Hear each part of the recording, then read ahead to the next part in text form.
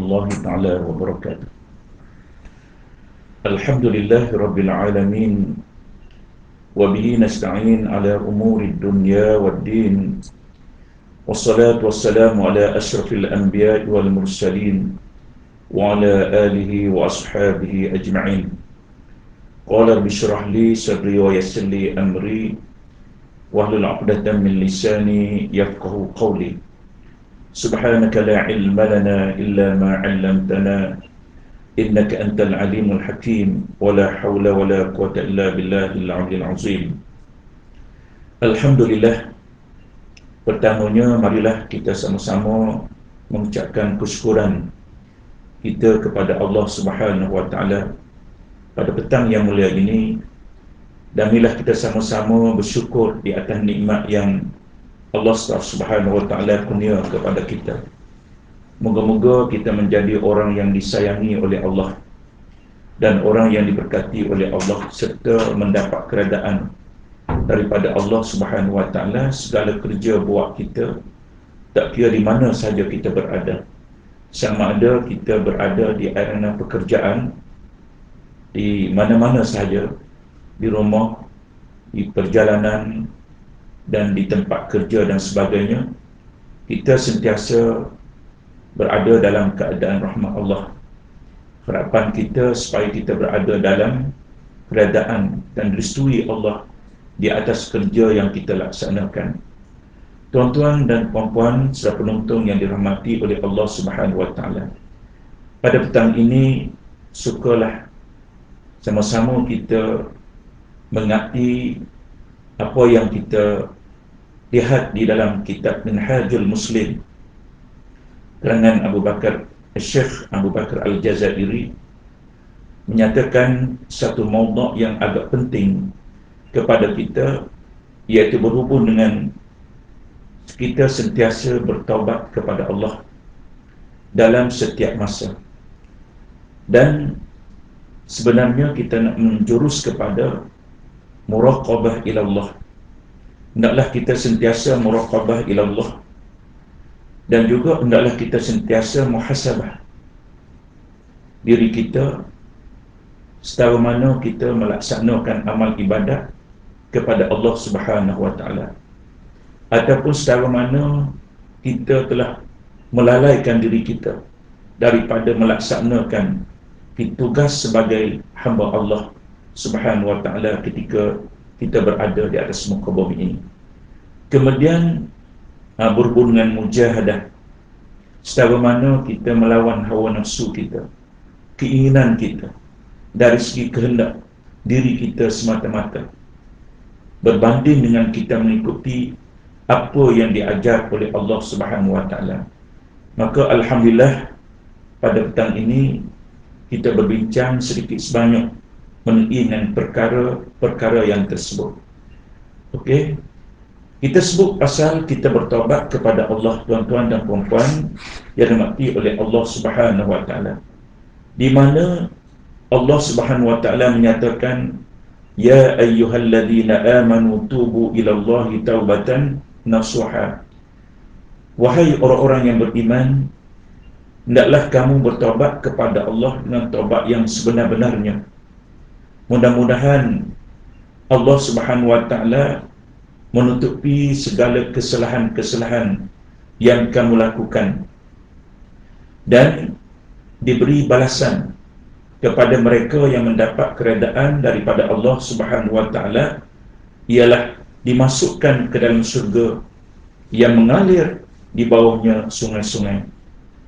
Tuan-tuan dan puan-puan yang dirahmati oleh Allah Subhanahu wa taala, setelah kita sentiasa bertaubat kepada Allah dan kita sentiasa membersihkan diri kita daripada segala kesilapan dan kesalahan, maka tidak dapat tidak untuk mengukur diri kita sama ada kita bergelombang dalam dosa dan maksiat ataupun kita mendapat keredaan daripada Allah Subhanahu wa taala.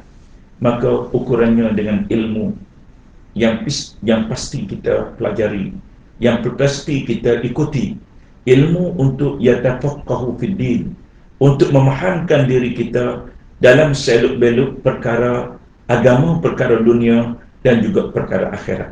Selagi mana kita tidak dapat menjelaskan ke atas diri kita tentang ilmu ke arah untuk kemenangan di dunia dan juga di akhirat, selagi itulah kita masih lagi tidak dapat memilih jalan yang sebenarnya.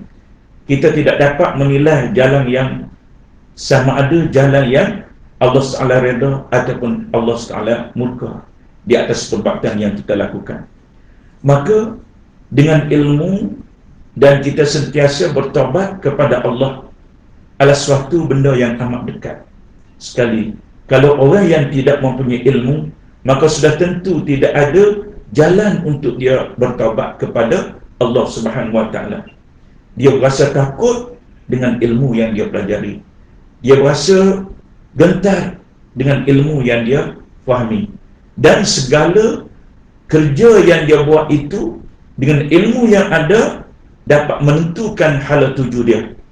Bagaimana perjalanan-perjalanan yang dilatih oleh Allah, iaitu tidak lain dan tidak bukan berlandaskan kepada Al-Quran dan yang dibawa oleh Nabi kita Muhammad sallallahu alaihi wasallam dan juga kepada para alim ulama. Tuan-tuan dan puan-puan yang dirahmati oleh Allah Subhanahu Wa Taala, apabila kita menyentuh pasal bertobat kepada Allah Subhanahu Wa Taala, maka ada satu hadis yang disebut oleh Nabi sallallahu alaihi wasallam, iaitu yang menyatakan kepada kita bahawasanya yang menyatakan Allah lebih gembira, yang disebut asyaddu farhan bitaubati abdihil mu'min. Allah lebih gembira dengan taubat seorang hambanya yang beriman daripada gembiranya seorang lelaki yang berada di padang pasir. Ini adalah suatu perbandingan gembiranya Allah kepada mereka yang sentiasa bertaubat kepada Allah Subhanahu Wa Taala. Allah lebih gembira dengan taubat seorang hambanya yang beriman daripada gembiranya seorang lelaki yang berada di padang pasir, tak bertuan dan membinasakan, di mana dia bersama tunggangannya yang di belakangnya terdapat makanan dan minuman, lalu ia tertidur, lalu ia bangun, ternyata tunggangannya telah pergi. Maknanya hilang. Apabila dia berhenti di tengah padang pasir dengan tunggangannya, kenderaan kuda dan sebagainya, dengan barangannya dan sebagainya, lalu apabila tertidur, lalu dia tidak kelihatan tunggangan tadi, hilang, tak tahu ke mana lagi. Lalu ia mencarinya sehingga ia dah merasai sangat kehausan, cari ke sana kemari tapi tidak jumpa tunggangan tersebut. Kemana kemari tidak jumpa, dalam keadaan kehausan. Kemudian ia berkata, aku akan kembali ke tempatku semula, lalu aku tidur. Maka dia meletakkan di kepalanya lengannya agar dia tidur sambil tidur. Tapi kemudian selepas daripada itu, ternyata dia bangun daripada tidur, dia dapati tunggangannya ada di hadapannya. Betapa amat gembiranya. Bukan sekadar tunggangan itu sahaja, tetapi bekalan-bekalan masih ada di atas belakang tunggangan itu, dengan makanannya, dengan minumannya. Maka begitulah kita merasa amat gembira dengan kehadiran kenderaan, di mana kita duduk di tengah padang pasir yang mana tidak ada siapa yang dapat membantu kita. Tiba-tiba barang-barangan yang terlepas itu datang kembali. Apa perasaan kita? Kita rasa amat gembira, amat suka, amat gembira, amat suka, kerana segala apa yang kita impikan itu sudah sampai di hadapan mata kita.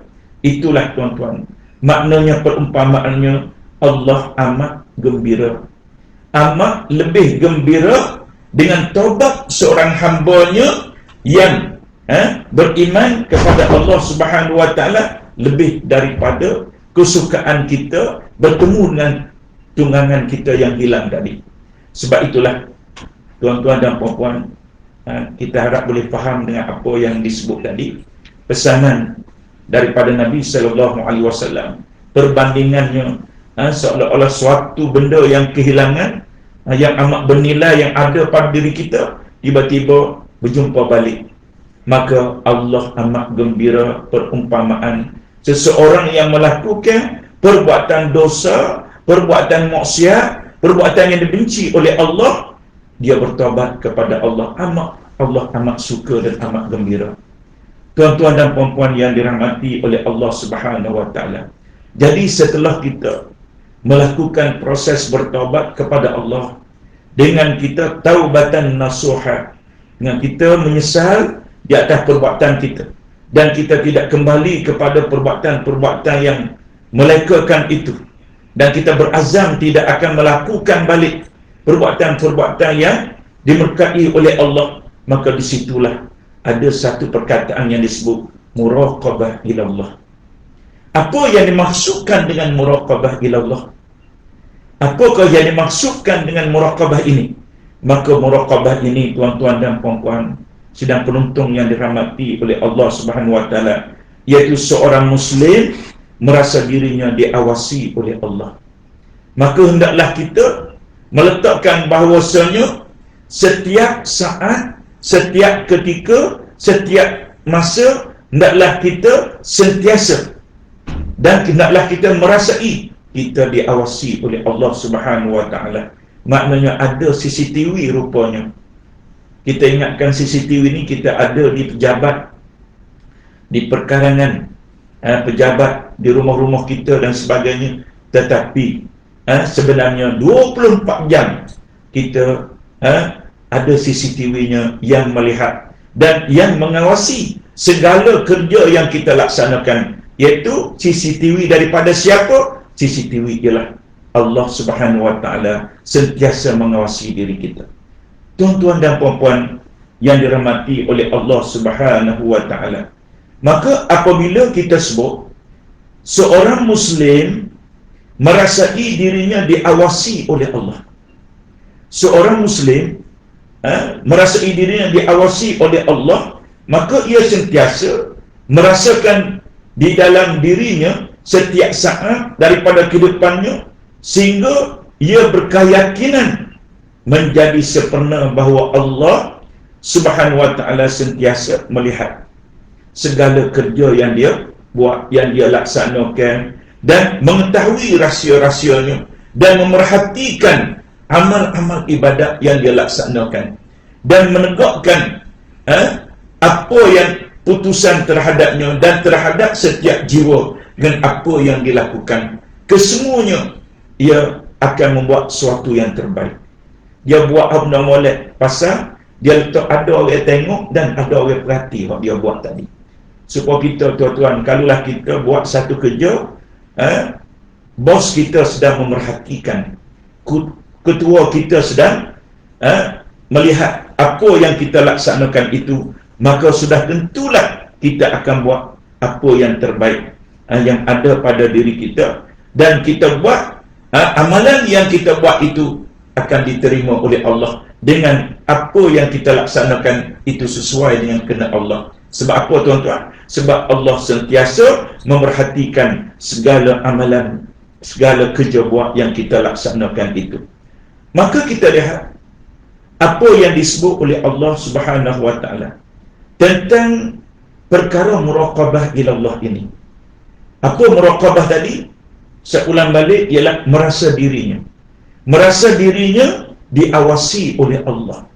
Merasa dirinya diperhatikan oleh Allah Subhanahu wa taala, di mana Allah menyatakan di dalam satu ayat yang disebut dalam surah An-Nisa ayat yang 125, Allah menyatakan, a'udzubillahi minasyaitonir rajim, wa man ahsanu dinan mimman aslama wajhahu lillah wa huwa muhsin wattaba'a millata Ibrahim hanifa wattakhadallahu Ibrahim khalila. Allah sebut di dalam Al-Quran yang menyatakan siapakah yang lebih baik agamanya, siapakah yang lebih baik agamanya daripada orang-orang yang ikhlas, menyerahkan diri kepada Allah, Dia melaksanakan dengan secara ikhlas, menyerahkan diri kepada Allah, sedang dia pun mengerjakan kebaikan, dan ia mengikut ajaran agama Ibrahim yang lurus, dan Allah menjadikan Ibrahim sebagai kesayangannya. Bagaimana Allah SWT menyebut sifat orang yang sentiasa melakukan amal ibadat dengan sebenar-benarnya kerana Allah Subhanahu wa taala. Seperti mana tuan-tuan kita apabila kita mengerjakan amal ibadat, solat dan sebagainya, apa pengakuan yang kita lakukan? Apa pengakuan yang kita buat? Pengakuan yang kita buat, qul inna salati wa nusuki wa mahyaya wa mamati lillahi rabbil alamin. Sesungguhnya hidup aku, matiku, ibadatku, dan segala apa yang kami buat, kita berjanji dengan Allah Subhanahu wa taala lillah, semata-mata kerana Allah Subhanahu wa taala. Maka naklah kita terjemahkan dalam kehidupan kita, dalam menghadapi apa-apa situasi, ataupun segala ujian-ujian daripada Allah Subhanahu wa taala, maka kita tidak lari daripada apa yang dikehendaki oleh Allah Subhanahu wa taala. Kadang-kadang Allah uji kita masa susah, kadang-kadang Allah uji kita masa senang, kadang-kadang Allah uji kita dalam keadaan yang berbagai-bagai. Terutama sekarang ini kita diuji dengan musibah. Tuan-tuan dan puan-puan, serta penonton yang dihormati oleh Allah Subhanahu wa taala, kita lihat kita diuji dengan ujian. Kita menghadapi ujian yang diuji oleh Allah Subhanahu wa taala. Dan Allah Taala sebut dalam Al-Quran dalam surah Al-Baqarah ayat yang ke-155, disebut walanabluwannakum bisyai'in minal khawf wal ju' wa naqsim minal amwali was samarat. Allah Taala uji dengan ketakutan, Allah Taala uji dengan kekurangan harta, Allah Taala uji dengan dalam keadaan kelaparan. Maka Allah Taala menyuruh kepada kita, berikanlah khabar yang mengembirakan kepada orang-orang yang sabar. Berikanlah khabar yang menggembirakan kepada orang-orang yang sabar. Dan dalam setiap aspek kehidupan kita, kita selalu muraqabah ilallah. Kita selalu melaksanakan suatu muraqabah ilallah Subhanahu wa ta'ala. Dan kita meletakkan segala ujian, segala cubaan ini adalah daripada Allah Subhanahu wa ta'ala. Maka apabila kita yakin bahawasanya segala musibat, segala ujian ini Allah nak uji kepada kita, maka disitulah Allah nak melihat siapakah yang melakukan satu amalan yang terbaik, siapakah yang melaksanakan amalan yang lebih baik setelah Allah Taala menguji diri kita. Seperti mana yang Allah sebut dalam surah Al-Mulk, yang menyatakan kepada kita, alladzi khalaqal mauta wal hayata liyabluwakum ayyukum ahsanu amala. Di mana Allah menjadikan kita, kehidupan kita ini dengan keadaan kita hidup kemudian dimatikan oleh Allah. Kemudian dalam keadaan hidup kita ini diuji oleh Allah Subhanahu wa taala dengan berbagai-bagai ujian, dan Allah nak lihat siapakah yang terbaik amalannya. Maka kita lihatlah tuan-tuan, Allah uji. Untuk kali ini Allah uji bukan sekadar di bumi Malaysia, diuji dengan COVID-19 ini, yang menggurungkan bukan sekadar di bumi Malaysia tapi seluruh dunia. Kita pun duk bilah tiap-tiap hari, duk tengok sama berapa angka hari ini, berapa kes yang terbaru, dan macam-macam yang kita kena ikut SOP yang telah dibuat, supaya tujuannya ialah untuk kita berikhtiar, untuk kita melaksanakan sesuatu. Tujuannya ialah supaya dapat menghindari daripada musibat ini. Maka yang paling penting kepada kita tuan-tuan, dalam menghadapi musibat ini, kita sentiasa muraqabah ilallah.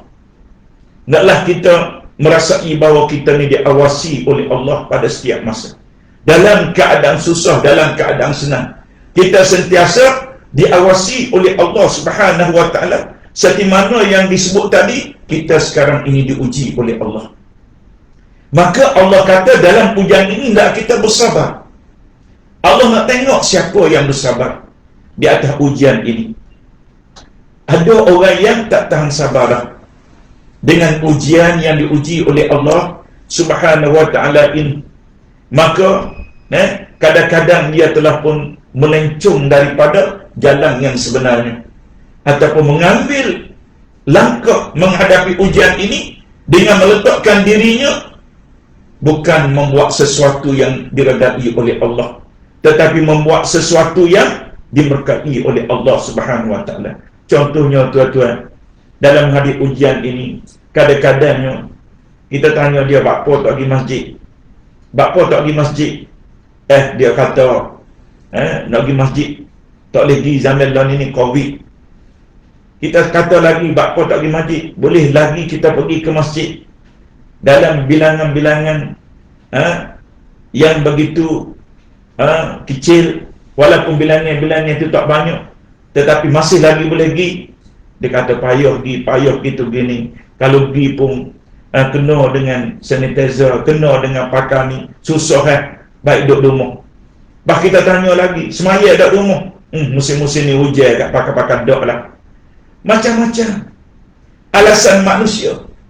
Allah nak menguji diri kita tentang berbagai-bagai ujian ini, kerana dia nak melihat bagaimana keadaan tindakan yang kita lakukan. Adakah betul yang kita buat itu, tindakan yang kita buat itu semata-mata kerana Allah, ataupun kita mengikut hawa nafsu kita?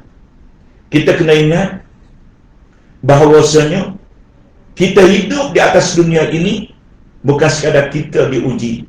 Nabi SAW pun diuji, para anbiya pun diuji oleh Allah Subhanahu wa ta'ala. Dan tujuan diuji ini ialah Allah nak mengangkat darjat kita. Allah meraqabah diri kita. Dia nak melihat dan kita merasai kita ini diawasi oleh Allah, maka kita sentiasa berada dalam batasan-batasan yang diredai oleh Allah Subhanahu wa ta'ala. Maka apabila kita meletakkan bahawasanya kita diuji dalam keadaan yang sedemikian, maka kita tetap melaksanakan apa yang diperintahkan oleh Allah Subhanahu wa ta'ala itu, kita akan mendapat rahmat oleh Allah. Kita mendapat keredaan daripada Allah Subhanahu wa ta'ala. Bukan kita mengambil sikap seperti dalam musim hujan ni, ada yang tak solat. Musim pula kadang-kadang duduk di rumah, nak bangun untuk solat pun sejuk. Sembahyang pun 5 waktu pun tidak cukup.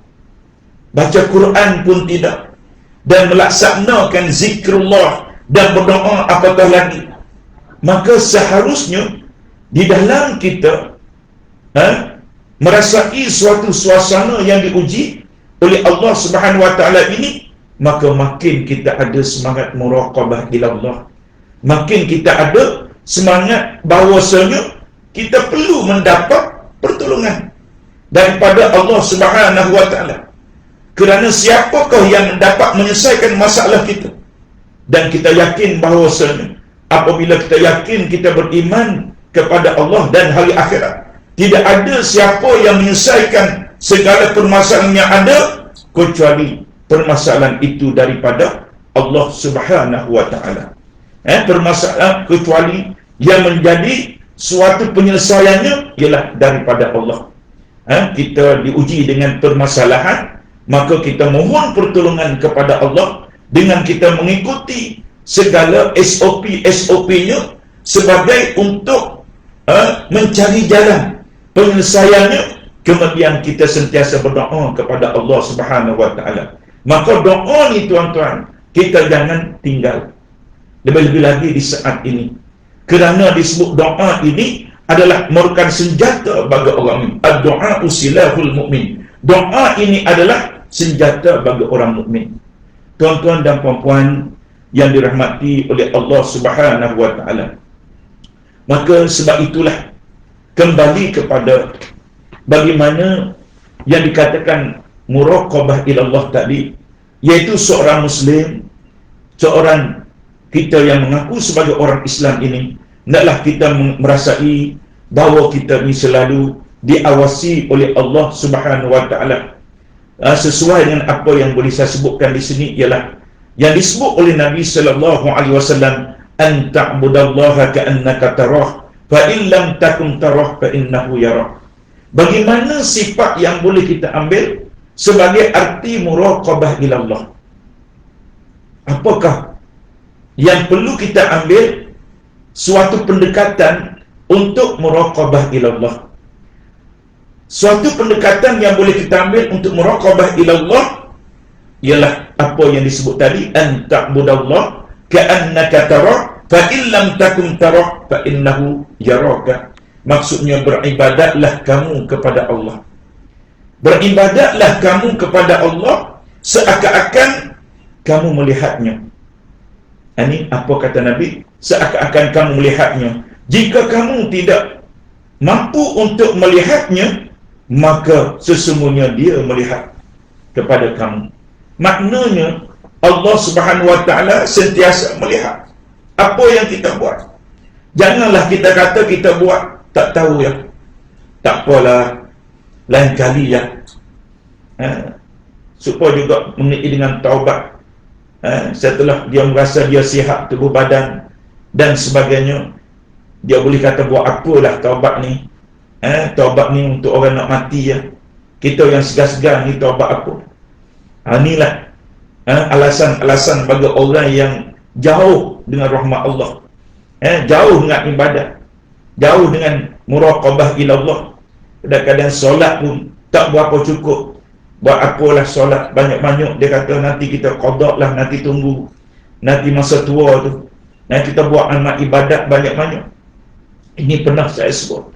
Sebab itulah dalam konteks ini kita lihat bagaimana Nabi sallallahu alaihi wasallam bangun dan sujud di waktu malam sehingga kan bekak kaki dan bekak muka Nabi sallallahu alaihi wasallam. Adakah kita katakan Nabi itu berdosa kepada Allah? Tidak. Pasal Nabi sallallahu alaihi wasallam seorang yang maksum. Tetapi setelah ditanya kepada Rasulullah sallallahu alaihi wasallam, kenapa ya Rasulullah engkau beribadat sebegini sehingga bengkak muka sampai nangis-nangis berdoa kepada Allah Subhanahu wa taala? Maka apa Nabi jawab? Nabi jawab, sesungguhnya aku berdoa, aku bertaubat kepada Allah. Aku minta supaya Allah golongkan aku ini di kalangan orang-orang yang bersyukur kepadanya. Ini jawapan daripada Nabi sallallahu alaihi wasallam. Maknanya hendaklah kita sentiasa menjadi golongan orang-orang yang bersyukur di atas nikmat yang dikurniakan oleh Allah Subhanahu wa taala. Hendaklah kita menjadi manusia yang selalu ingat kepada Allah, selalu sayang kepada Allah. Apabila kita sayang kepada Allah, maka Allah sayang kepada kita. Jadi apabila diuji oleh Allah, kita sudah tinggal dah. Kadang-kadang semayang pun tidak, ambil peluang. Kenapa tak solat? Covid. Orang tak kata dengan Covid ni jangan semayang. Kena semayang. Tetapi kita kena akur dengan keputusannya. Dia marah pula, dia kata nak pergi masjid tak boleh. Pergi masjid orang tutup. Nak tutup macam mana? Dia pergi lawat. Pergi masjid ada SOP, lebih pada 50 orang dan sebagainya. Terpaksa masjid ini tidak dibenarkan, dia pun marah. Jadi kita kembali kepada bagaimana sifat seorang fardul muslim. Sifat seorang fardul muslim apabila nak buat sesuatu, dia mesti melaksanakan secara yang lebih hebat. Fas'au ila zikrillah.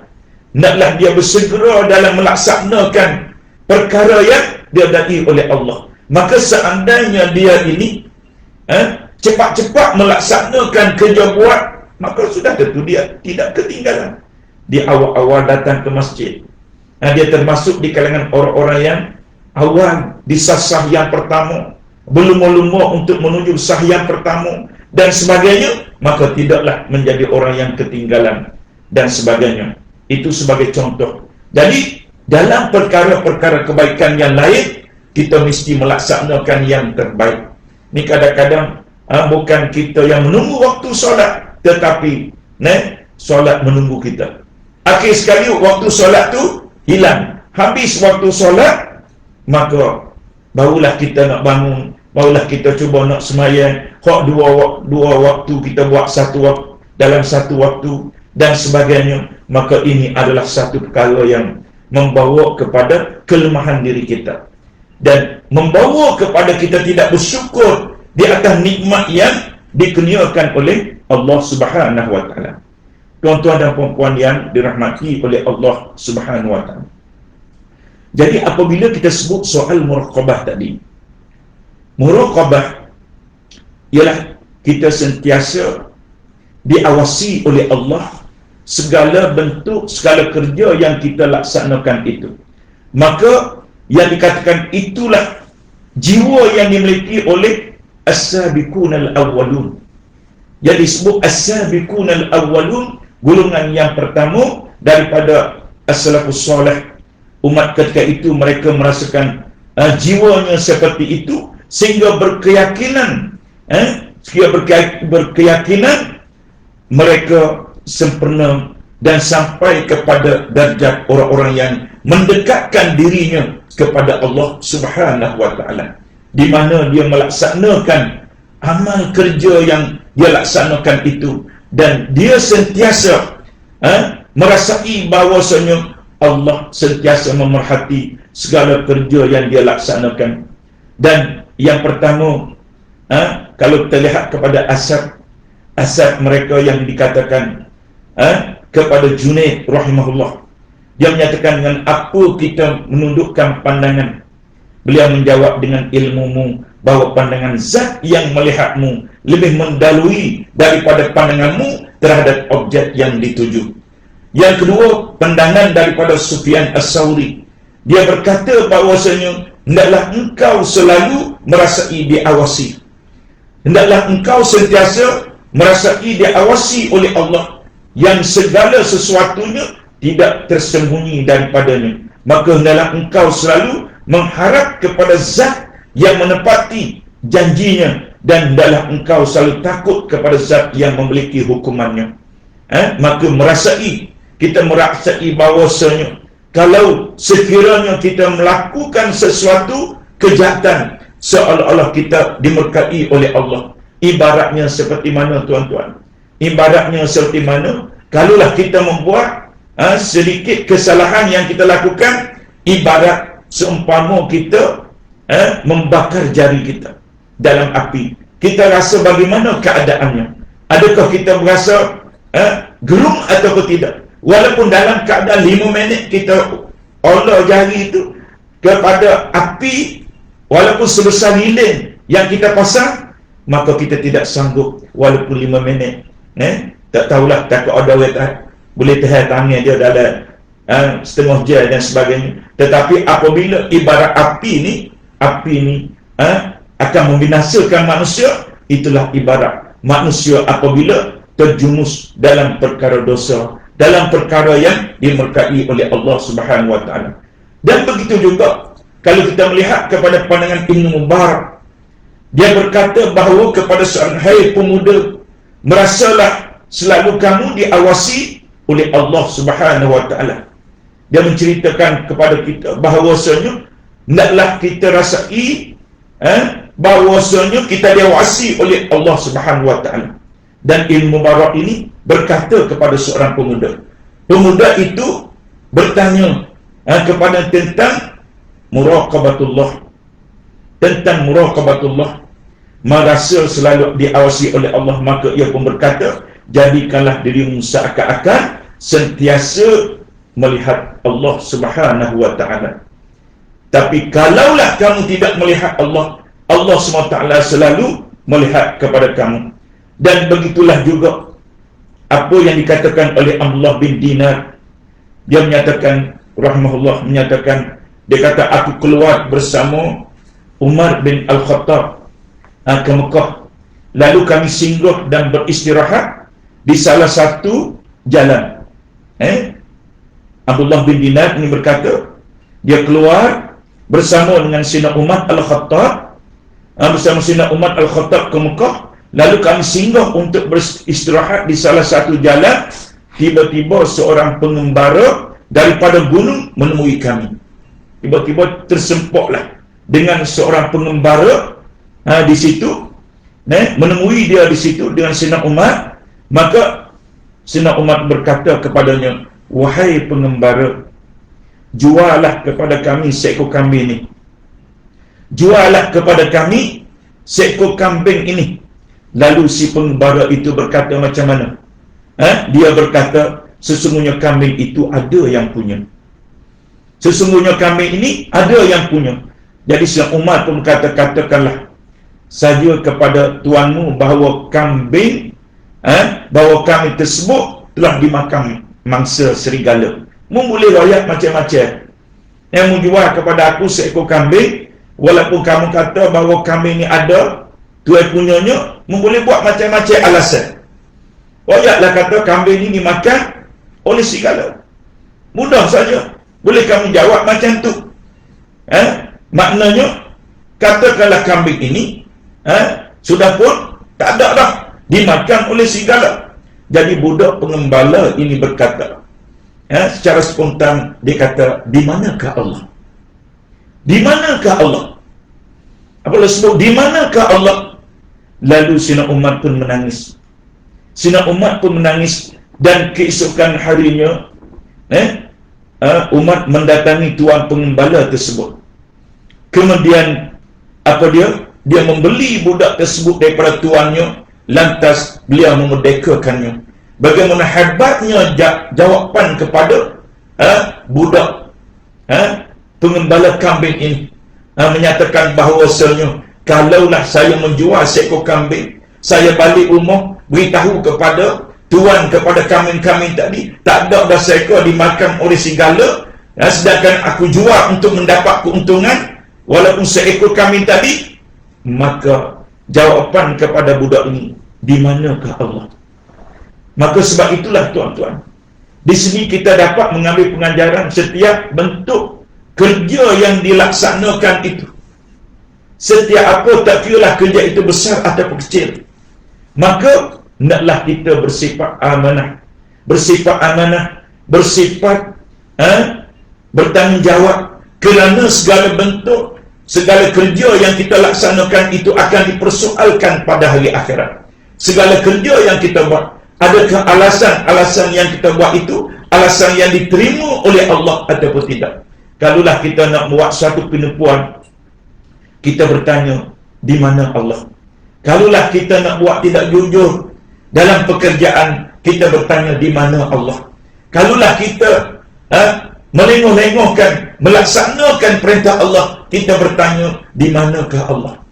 Di manakah Allah? Bermaknanya Allah Subhanahu wa ta'ala sentiasa berada bersama-sama dengan kita, sentiasa melihat segala kerja yang kita laksanakan itu. Maka ini mengobati jiwa kita daripada melencong melakukan perbuatan-perbuatan yang dimurkai oleh Allah Subhanahu wa ta'ala. Kalaulah kita nak buat benda yang tak molek, maka kita tengok, oh, Allah ni melihat hak kita buat ni. Allah sentiasa melihat. Kalaulah kita nak buat tidak semaya, maka Allah tengok, oh, Allah memerhatikan aku tidak solat pada hari ini, ataupun aku melengah-lengahkan solat, kadang-kadang nak habis waktu barulah nak masuk waktu lain barulah bangun, jalan slow-slow, nak ambil ismaya habis dah waktu ni, dan sedangkan waktu yang ditinggalkan ini begitu saja berlalunya. Maka kalau dia meletak Allah sentiasa berada bersamanya, dia tidak akan laksanakan perkara tersebut. Dia mesti melaksanakan dengan sebaik-baiknya. Dia mesti melaksanakan dengan sebaik-baiknya, kerana Allah sentiasa melihat segala yang dia laksanakan itu. Seorang penyair pernah berkata, kalau kita melihat kepada kitab Minhajul Muslim sebagai rujukan kepada kita, dia menyatakan bahawasanya, apabila engkau menyendiri sepanjang hari, maka jangan engkau katakan aku menyendiri, tetapi katakanlah ada pengawas yang selalu mengintai. Ada pengawas yang selalu mengintaiku. Jangan engkau mengira Allah lalai walaupun sesaat, dan janganlah engkau mengira bahawa apa yang tersembunyi itu luput daripadanya. Bukankah engkau melihat bahawa hari itu cepat berlalu, dan besok amat cepat datang bagi orang-orang yang menunggu. Itu adalah satu syair yang boleh kita mengambil pengajaran daripada apa yang kita melihat dalam kitab Minhajul Muslim, apa yang disebut oleh Syekh Abu Bakar Al-Jazair, yang menyatakan kepada kita bahawasanya kita berada di mana-mana, Allah sentiasa melihat kerja yang kita laksanakan, walaupun kita berada keseorangan diri, apatah lagi ramai-ramai berseorang diri. Allah sentiasa melihat segala kerja buat kita. Di mana yang kita sebut tadi, apa yang disebut oleh Nabi SAW, an ta'budallah ka'annaka tarahu fa in lam takun tarahu fa innahu yarah. Hendaklah kamu beribadatlah kamu kepada Allah seolah kamu melihat akan Allah. Kalau sekiranya kamu tidak mampu untuk melihat Allah, Allah sentiasa melihat segala kerja yang kamu laksanakan itu. Maka hendaklah kita merasai bahawasanya Allah tidak lalai walaupun sesaat. Allah tidak lalai walaupun sesaat. Kalaulah CCTV yang kita buat itu kadang-kadang dianya rosak, kadang-kadang tak nampak, kita nak trace balik, kita nak tengok balik isu-isu yang berlaku, tak nampak, kurang kabur, rosak dan sebagainya. Tetapi CCTV Allah Subhanahu Wa Taala yang sentiasa melihat kerja yang kita laksanakan ini tidak lalai walaupun sesaat pun. Dan janganlah apa yang kita buat tadi kita boleh sembunyi daripada pengetahuan Allah Subhanahu Wa Taala. Semuanya akan diperlihatkan oleh Allah. Walaupun sekecil-kecil yang kita buat, maka diperlihatkan oleh Allah Subhanahu Wa Taala. Suatu kebaikan atau sekecil-kecil kejahatan yang kita buat akan diperlihatkan oleh Allah Subhanahu Wa Taala, kecuali manusia itu bertaubat kepada Allah. Tuan-tuan dan puan-puan yang dirahmati oleh Allah Subhanahu Wa Taala, maka sedarilah apa yang kita sebutkan ini ialah kenapa, tuan-tuan? Kerana suatu hari pasti kita akan bertemu dengan hari kematian. Suatu hari manusia ini akan bertemu dengan hari kematian. Maka apabila kita meyakini bahawasanya semua manusia ini akan berada di saat-saat kematian, maka pada waktu itulah manusia mengakti kembali apakah amalan-amalan yang manusia laksanakan ini boleh membawa kepada hari akhirat. Semasa kita hidup di atas dunia ini, kita boleh buat apa saja. Tetapi setelah kita diambil balik oleh Allah Subhanahu Wa Taala, setelah dibagi pinjaman sementara waktu ini, umurnya dibagi pinjam saja, kemudian sampai masa kita diambil balik oleh Allah Subhanahu Wa Taala, dan segala tubuh badan kita diambil balik oleh Allah. Setelah manusia ini kembalikan kepada satu alam yang disebut hatta zurtumul maqabir, maka disitulah setelah manusia dihantar ke dalam kubur, maka sudah setentulah waktu itulah manusia menyesal di atas perbuatan yang manusia laksanakan itu. Di atas dunia ni boleh kata belakang, tak apalah, nak nasihat pun kadang-kadang tak nak terima. Nak nasihat kepada tak nak terima, tak apalah, awak nasihat dia awak lah, tak payah nasihat kepada diri saya. Kubur lain-lain makan nasi pinggan suku-suku, saya tak makan nasi rumah awak, tak minta pun beras dengan awak. Kadang-kadang kita ni boleh buat main-main, mempersendakan. Apabila datangnya suatu nasihat, satu pengajaran, kita buat tidak mengambil berat dan kita mengambil ringan dalam soal ini. Tetapi apabila di mana ketika mana manusia ini dihantar ke satu alam yang disebut alam barzakh, alam akhirat, disitulah kata Allah manusia akan menyadari. Disitulah kata Allah manusia ini akan tahu apakah kesan yang manusia laksanakan di atas muka bumi ini, kesan ke arah kebaikan atau kesan ke arah keburukan. Di mana yang Allah sebut hatta zurtumul maqabir, kalla sawfa ta'lamun, summa kalla sawfa ta'lamun, kalla law ta'lamuna ilmal yaqin.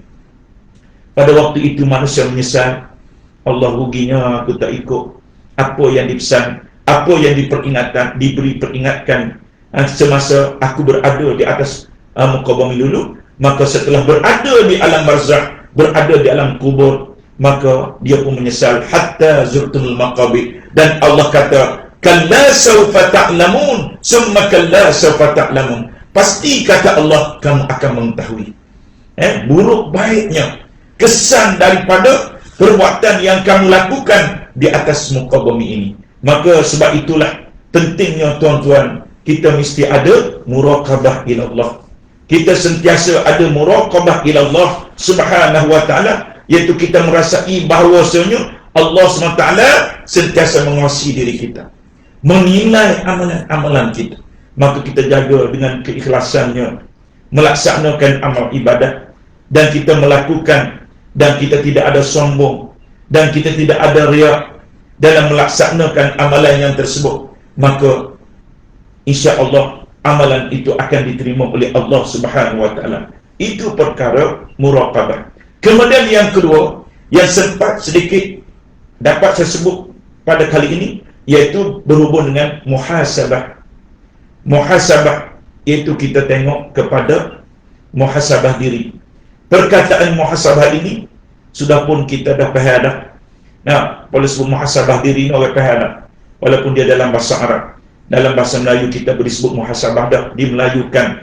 Jadi yang dikatakan sesungguhnya seorang Muslim, kalau kita tengok kepada kitab Minhajul Muslim, dia menyebut kepada kita, sesungguhnya seorang Muslim itu beramal dalam kehidupan ini siamalan untuk mendapat apa?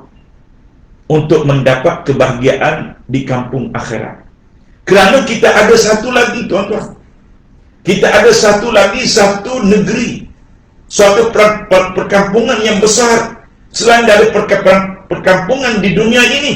Kerana kita akan pergi kepada satu perkampungan yang dikatakan perkampungan akhirat. Kita sering berdoa, kita sering berdoa kepada Allah. Maknanya dalam doa yang kita laksanakan itu, doa ini kita tak lupa. Doa ni sering yang kita baca, kita sebut. Doanya ialah Rabbana atina fid dunya hasanah wa fil akhirati hasanah wa qina azabannar. Dan doa ini sering kita baca setiap kali kita berdoa, ya Allah, ya Tuhan kami, berikanlah kebaikan kami di dunia. Kita tak berhenti setakat itu. Tak ada orang berdoa, tuan-tuan berdoa hanya di dunia saja, tak ada. Dia berdoa dunia akhirat, dunia akhirat. Wa fil akhirati hasanah wa qina azabannar. Dan di akhirat juga berada dalam keadaan kebaikan. Itu yang kita minta. Itu yang diajar oleh Allah Subhanahu wa ta'ala kepada kita dalam setiap permohonan diri kita untuk kebaikan di dunia dan juga di akhirat. Siang malam kita berdoa kepada Allah dan kita melaksanakan amal ibadat. Tujuannya ialah untuk kebahagiaan di akhirat, selain daripada kebahagiaan dunia ini. Tetapi malamnya tuan-tuan, kadang-kadang kita tak sedar, orang yang hidup di atas dunia ini, dia memikirkan soal dunia semata-mata. Boleh kita kata bahawasanya, abang kena semayang, abang kena puasa, abang kena banyak ibadat, abang kena takut kepada Allah. Dia kata hak tu belakang kira. Hak tu belakang kira, yang pentingnya kita nak hidup, dia kata. Hak akhir-akhir tu nanti dekat-dekat nak matilah, barulah nak semayang, baru nak puasa. Maka orang yang beranggapan seperti ini ialah orang yang salah dari segi kefahaman hidup dia. Dia kena ingat bahawasanya setiap masa, setiap saat ini, apabila kita sudah mendalami tentang muraqabah itu, muraqabah ila Allah, maka Allah sentiasa memerhati segala kerja yang kita laksanakan itu. Boleh jadi kita diambil oleh Allah pada bila-bila masa saja. Boleh jadi kita diambil oleh Allah pada bila-bila masa saja. Maka alangkah buruknya manusia itu mati dalam keadaan yang diberkati oleh Allah. Sebab itulah Tutup Guru dulu mengajar kepada kita janganlah rasa bangga hidup kita ini, bangga dengan kesihatan kita, bangga dengan segala kesenangan kita, kerana Allah nak mengambil suatu kesenangan itu sekelip mata sahaja. Terutama sekali dunia di akhir zaman ini, kadang-kadang Allah mengambil manusia dalam keadaan yang tidak disangka-sangka. Pernah kita dengar tuan-tuan, seseorang itu mati kerana tak ada penyakit. Penyakit tak ada, gapo tiba-tiba tak ada. Kadang-kadang orang mati itu bertahun-tahun, duduk di atas lembek, duduk atas tikar bertahun-tahun dah, pakai pampers, nak pergi bilik air pun tak boleh, minum pun dengan wayar dah dalam mulutnya, tapi masih lagi diberi peluang oleh Allah. Tiba-tiba yang segar ini Allah mengambil balik. Itulah tuan-tuan dan puan-puan, kita mesti muhasabah. Maknanya kita mesti menilai diri kita, kerana dunia ini adalah ladang untuk kita beramal. Dunia ini adalah ladang untuk kita beramal. Maka hendaklah kita memerhatikan ibadat-ibadat yang kita laksanakan itu, termasuk ibadat adat fardu dan juga ibadat-ibadat yang lain yang kita laksanakan, ibadat-ibadat sunat dan sebagainya. Kerana segala bentuk amal ibadat ini adalah menjadi modal kepada kita. Kerana bentuk amal ibadat yang kita laksanakan ini adalah menjadi modal kepada kita untuk akhirat. Maka aku rasa kita tidak payah sangat nak faham berhubung dengan perkara muhasabah diri ini.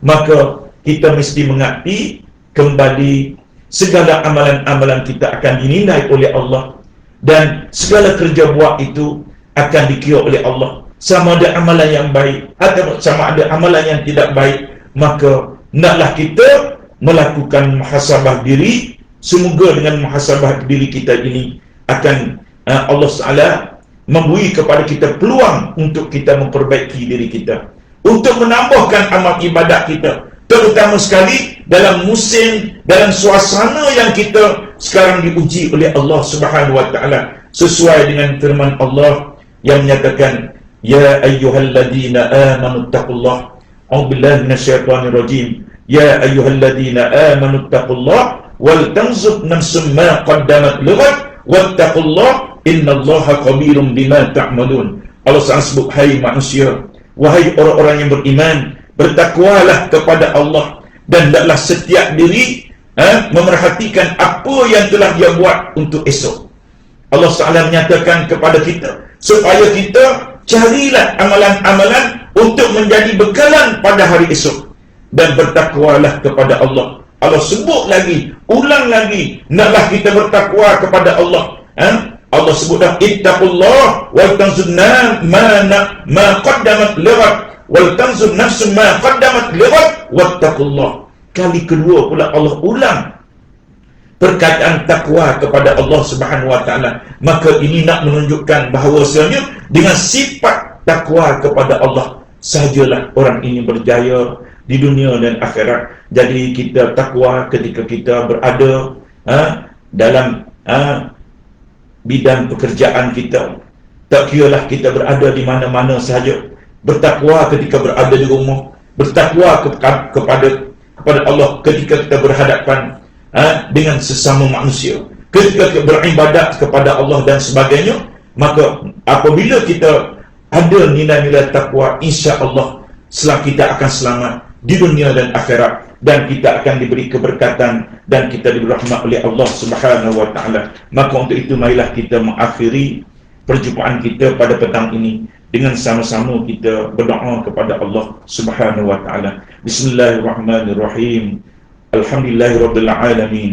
Allahumma afina min kulli bala'id dunya wa 'adzabil akhirah wa syarrid dunya wa syarril akhirah. Ghafarallahu lana wa lakum ya karim birahmatika ya arhamar rahimin. Ya Allah, kurniakanlah keselamatan ke atas kami daripada bencana di dunia ini dan azab pada hari akhirat. Keselamatan daripada keburukan di dunia dan keburukan di hari akhirat.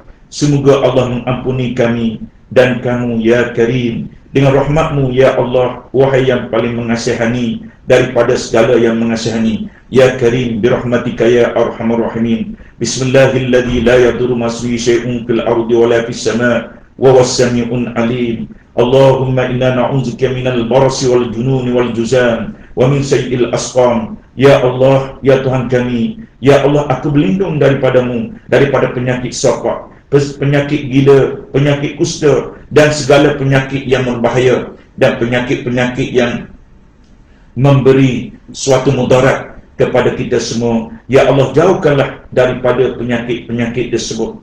Ya Allah, Allahumma inna na'udzubika min jahdil bala wa darkis syaqa wa su'il qada wa samatatil a'da wa udhalid da wa khaybatir raja wa kshif anna ya Allah minal waba wal bala wal fahsya wal munkar wat ta'un ma la yakshifuhu ghayruk innaka ala kulli syai'in qadir. Rabbana zalamna anfusana wa illam taghfir lana wa tarhamna lanakunanna minal khasirin. Rabbana atina fid dunya hasanah wa fil akhirati hasanah wa qina adzaban nar. Wa sallallahu wasallam ala sayyidina Muhammadin wa ala alihi wa sahbihi ajma'in. Walhamdulillahi rabbil alamin. Taqabbalallahu minkum. Okay.